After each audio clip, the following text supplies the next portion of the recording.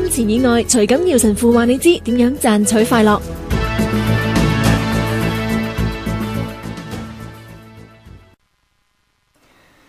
阿姨，我想問你一個問題：如果一個人失戀咗，你估佢會有咩反應呢？唉，咁就一定係好傷心啦。梗係啦，一定好傷心嘅。我講個故仔俾你聽。有一個人失戀咗，佢真係悲傷欲絕。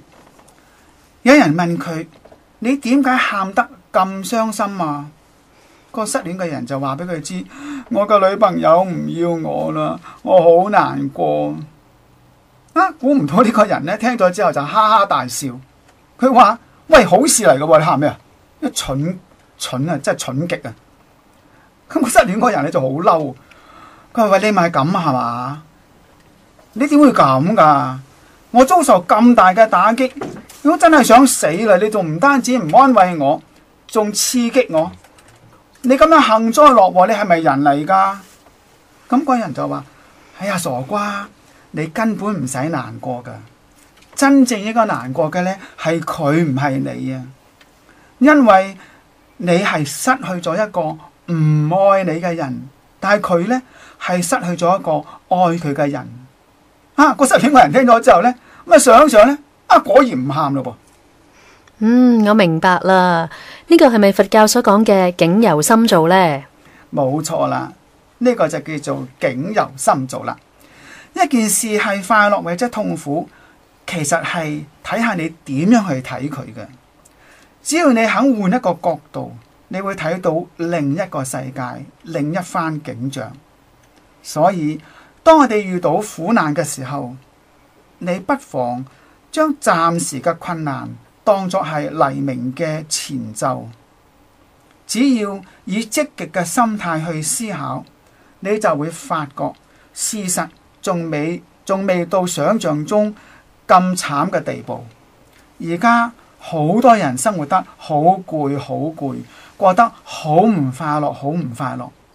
其實人只要生活喺呢個世界上，就自然會有好多煩惱噶啦。痛苦或者快樂，完全係睇你點樣去睇佢嘅。再重嘅擔子，你笑住咪又要擔，喊住唔係一樣要擔。學生面對唔想讀嘅書，你笑住又要讀，喊住使唔使讀啊？咪一樣去讀。點解唔學下笑住去面對人生呢？笑住去擔挑呢？笑住去讀書呢？我呢曾經聽人哋講過啊，一個人嘅人生態度呢，將會決定佢生命嘅高度嘅。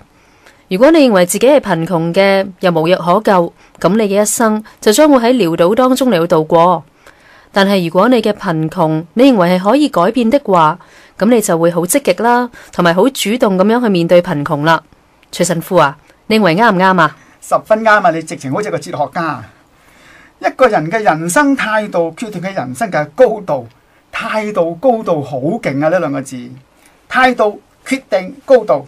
你嘅人生嘅態度決定你人生嘅高度。呢個就係保祿宗徒講嘅。佢話我喺各方面受咗磨難，但係冇被困住，絕咗路冇絕望。當然啦，呢個同埋保祿信基督有絕大嘅關係。但正因為信基督，佢先至能夠有信心咁面對逆境。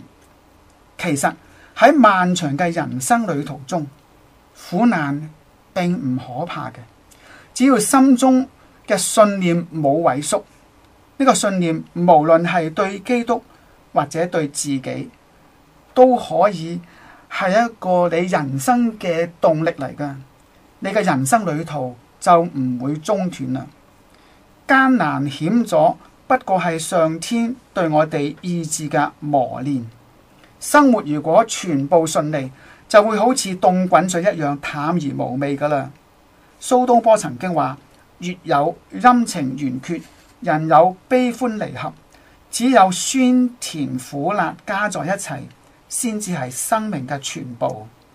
各位聽眾，希望從而家開始，我哋大家都能夠微笑地面對生命，唔好抱怨生活中有太多嘅磨難同埋曲折。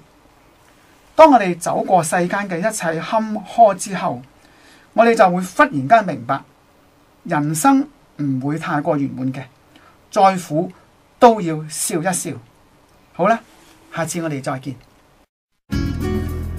如果想重溫節目同埋更了解我哋，請登入www.hklsf.com。